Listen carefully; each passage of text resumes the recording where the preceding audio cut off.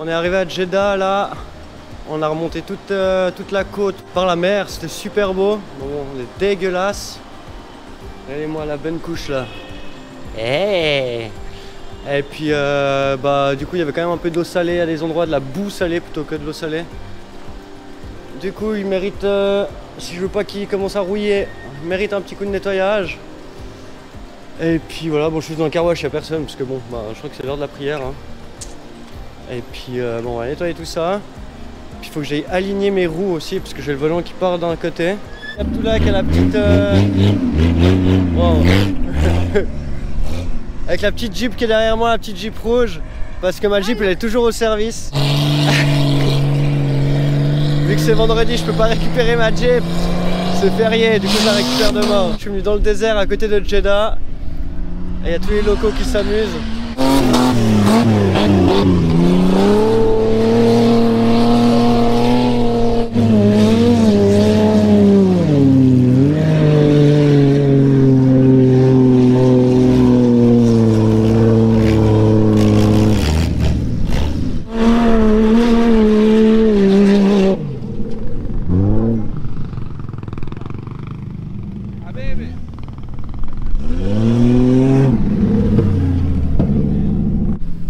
Voilà, donc c'est Abdullah qui m'a apporté là, qui est pilote de l'air chez la compagnie saoudienne. Et vu que j'ai pas de Jeep, c'est lui qui m'a emporté là. Regardez, il y a même des toutes vieilles Jeeps.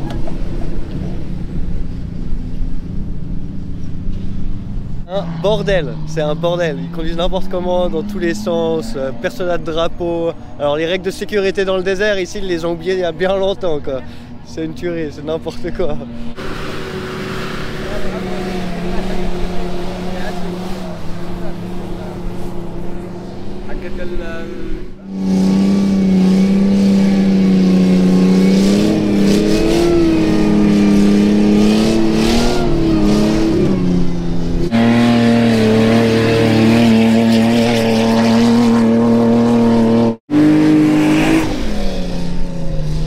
Petit coucher de soleil, une petite bière. Et puis j'espère que demain je peux récupérer ma voiture.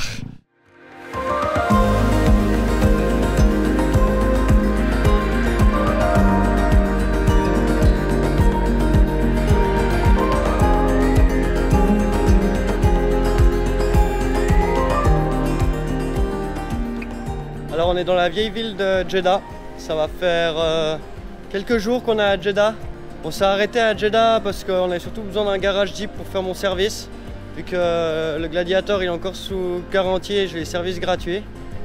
Et donc ça valait la peine d'attendre un peu. Le service était déplorable, ils n'ont pas fait la moitié du travail, c'était vraiment pas terrible. Et on s'est quand même dit qu'on allait visiter un peu, même si on n'est pas du tout ville. Vous avez compris qu'on s'est pas arrêté dans presque aucune des villes en Arabie Saoudite. Faut voir, il y a plein d'endroits où on est bloqué, parce qu'il y a des travaux de partout. Déjà que la ville, c'est compliqué de se déplacer en voiture. C'est galère en voiture dans cette ville, c'est des petites rues, il y a un axe, un gros axe, et après c'est des bouchons de partout. Elle est super étendue comme ville, entre les quartiers résidentiels qui sont vers la Jeddah Tower et la vieille ville où on est. Il y en a pour plus d'1 heure de voiture. Donc c'est pas notre délire les grandes villes. Là on est sur la route historique du pèlerinage. Et il y a un parking à la sortie de la vieille ville où il y a tous les pèlerins qui partent à la Mecque. Ils sont trop beaux, ils sont tous habillés en blanc avec leurs petites toges et tout. Ils sont trop beaux, c'est super charmant. Et puis pour ceux qui se demandent, non, on va pas aller à la Mecque parce que c'est vraiment interdit pour les non-musulmans. Pour les non-musulmans. Du coup, c'est pas des endroits qu'on va pouvoir vous faire visiter. On aurait bien voulu parce que franchement, j'aurais bien, en tout cas personnellement, j'aurais bien voulu voir à quoi ça ressemblait. Ça a l'air tellement grand. Ouais, c'est dommage. C'est rempli de petites boutiques de tissus. L'architecture, elle est complètement différente de ce qu'on a pu voir depuis le début de notre voyage. Il y a plein de petits balcons partout, ils sont tous faits de travers, ça a donné un charme fou. C'est très joli, il y a plein de couleurs aussi, qu'on n'a pas vu non plus beaucoup.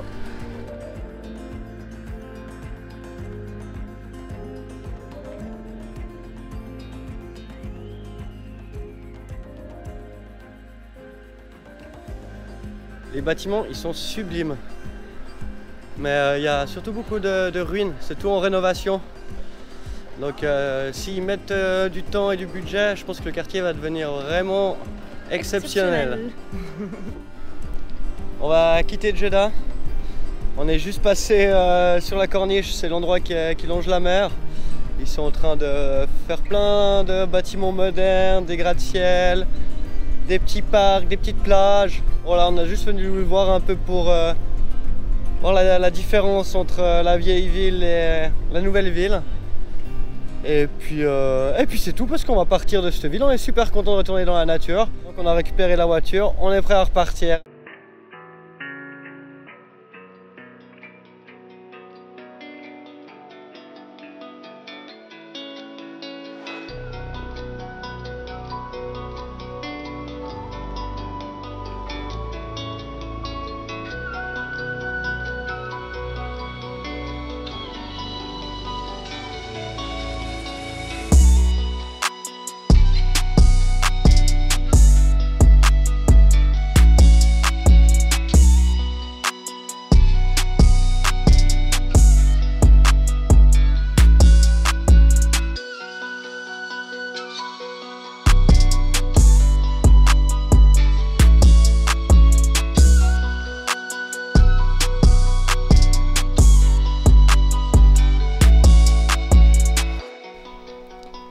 En quittant la ville de Jeddah, nous cherchions un lieu où dormir. Nous sommes tombés sur la Moon Valley, et c'était vraiment un paysage lunaire, autant les rochers que les couleurs. La vallée n'est pas très grande, mais incroyable pour les yeux et pour s'y balader.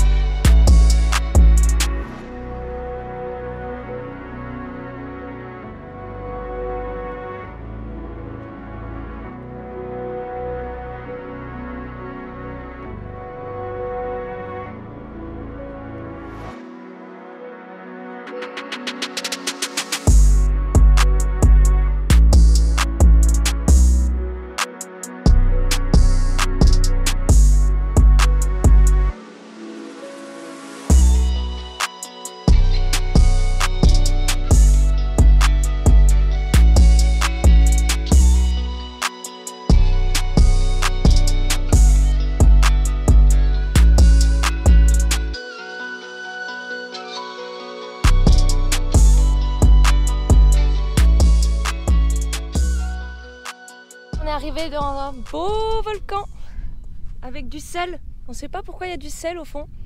C'est trop marrant de voir du sel, mais il n'y a plus d'eau du tout. Il y a des petits arbres aussi. Et il est énorme, même avec le drone, on n'arrive pas à la voir en entier. Ils ont construit des petites murailles autour pour aller regarder, pour faire attention, pour pas aller dedans. Parce qu'il y a 3 personnes, c'est ça, hein? Ouais, le gars nous a dit que c'était interdit qu'il y ait la police, puis parce qu'il y a 3 personnes qui ont essayé de descendre dedans, 3 Saoudiens, mais ils sont jamais remontés à voir. Parce qu'ils disaient qu'ils avaient plus d'oxygène. Alors je sais pas si c'est parce qu'au fond il y a réellement plus d'oxygène ou s'ils étaient au bout de leur vie. Et puis ils sont restés, puis voilà. Donc voilà, donc il y a interdit de redescendre dans ce cratère et tout. C'est dommage, on serait bien descendu faire une petite marche. Pas du tout, il fait beaucoup trop chaud pour faire ça. Ce matin on est parti de la vallée de la Lune, la Moon Valley. C'était vraiment, ça ressemblait vraiment à la Lune. Et on a fait 300 km de rien, mais rien. C'est la première fois en Arabie Saoudite qu'il y avait rien. Il y avait que des cailloux depuis ce matin sur la route. Il n'y a vraiment rien dans la région à part un cratère, mais c'est joli, on pensait pas trouver des zones volcaniques comme ça. Du coup on va aller voir parce que c'est rempli de champs volcaniques autour. Donc on va aller se faire une petite balade. Essayer de trouver un petit endroit où dormir près du volcan. Et par contre il y a du vent, ça fait un bien de fou. Il fait quand même très chaud. Puis on n'est pas très haut, hein, on n'est même pas à 1000 mètres. Non c'est ça, hein, même pas à 1000 mètres d'altitude. Il fait chaud. Ouais, Zoé, la couleur du sel qui est au fond du volcan. On la voit pas. Elle est où, Zoé? C'est chiant. On va reprendre la route, puis on va essayer de trouver d'autres volcans, parce qu'à voir, il y a plein de champs volcaniques autour. Et puis, on va explorer un peu la région. Vu qu'il n'y a rien, c'est le seul endroit où on a un peu trouvé des trucs. Et donc voilà, c'est parti. Allez!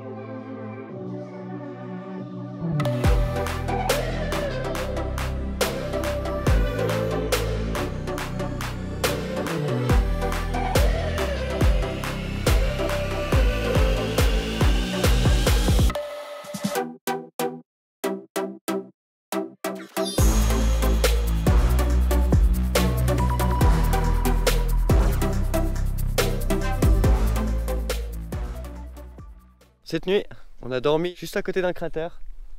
Il y a un petit cratère derrière moi. C'est un magnifique champ volcanique. Et on a regardé les images satellites. Et en fait, le champ volcanique, il est gigantesque. C'est rempli de cratères. Et du coup, on s'était dit que on va se faire une petite expédition. On va aller faire quelques jours. On a assez d'essence, on a assez de vivres. Et on va essayer d'aller visiter ce champ volcanique. Donc on t'emmène avec nous sur ces pistes.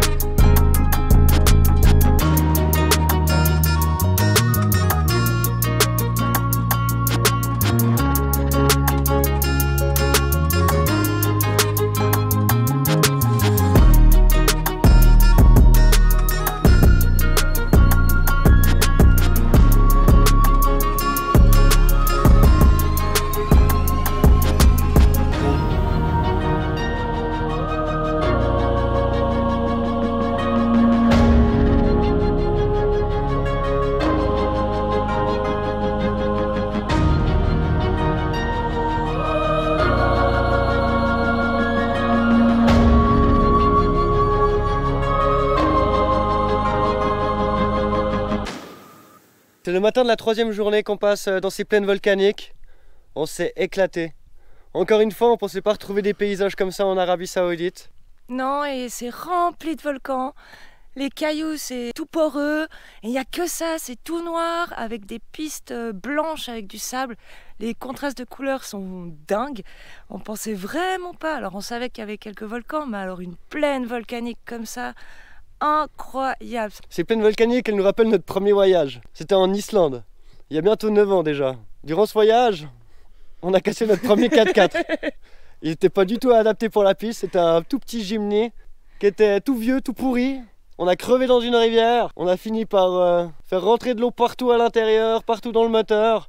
Et du coup il était dead et c'était notre premier voyage en 4x4. Ce qui nous a donné envie d'avoir une plus grosse voiture qui peut passer un petit peu plus partout, qui est un peu plus tout-terrain pour éviter ce genre de petit accident. Les moutons islandais ici sont remplacés par les dromadaires. Puis c'est pas ici qu'on va planter la voiture parce qu'il n'y a pas un pédo. Bon, par contre, on a des risques de planter la voiture avec les cailloux, mais on roule tranquille, on fait attention, on fait pas trop les cons. Il y a quand même des petits moments où on s'amuse, hein. Ça bouge dans tous les sens. Moi perso, j'ai plus de dos, plus de fesses, plus rien. Là, je suis éclatée. On s'est réveillé, on sait pas ce qu'il y a autour de nous. Vu du ciel, on dirait des bites. Il y a une bite en caillou. Et deux seins. Et deux seins qui ont l'air d'être des tombeaux comme ça. Il y a plein, je sais pas si c'est des tombes. On a de la peine à trouver des archéologues qui connaissent la région. Il y a rien toujours. Mais on laisse aller notre imagination. On se dit peut-être qu'ils communiquent avec les extraterrestres. Depuis le drone, on voit qu'il y a plein de cratères qui sont à la suite sur la même ligne. Sur Google Maps, on les voit aussi. Malheureusement, au drone, on peut pas monter assez haut pour les voir tous ensemble. On a l'air d'avoir une lignée entre 7 et 10 volcans. Il y a beaucoup de vent. Alors là, ça va. Mais hier, il y avait une quantité de vent. Et comme vous pouvez voir comment elle est la tente là. Vas-y, tourne un peu. Tata. Bah, j'étais dedans et il y a eu un énorme coup de vent et elle s'est repliée comme une huître sur deux, la pauvre, elle s'est fait écraser par la tente. J'avais mon café dans la main, j'avais mon ordi. Bon, ça va, il n'y a rien de cassé à part mon épaule qui a pris cher. Bon, on a assez bien rigolé sur le moment. Après, avec ce coup de vent, nos 10 litres d'eau, nos seules eaux qu'on avait est tombée par terre, c'est éclaté. Du coup, on n'a plus d'eau. Donc on voulait rester encore un peu là, mais là franchement, il faut qu'on retourne dans une ville chercher de l'eau parce que c'est quand même vital. On va mourir, s'il vous plaît, sortez-nous de là. Et puis il faut qu'on se lave aussi parce qu'on est dégueulasse. La poussière qu'il y a, et puis vu qu'il faisait bon hier, on a laissé les fenêtres ouvertes de notre voiture et la poussière qu'il y a, mais mon Dieu, notre voiture elle est blanche à l'intérieur. On se mouche, c'est dégueu. Mes cheveux, c'est dur. Il faut qu'on se lave vraiment. Il faut qu'on aille chercher de l'eau pour boire et se laver. Alors on retourne à la civilisation.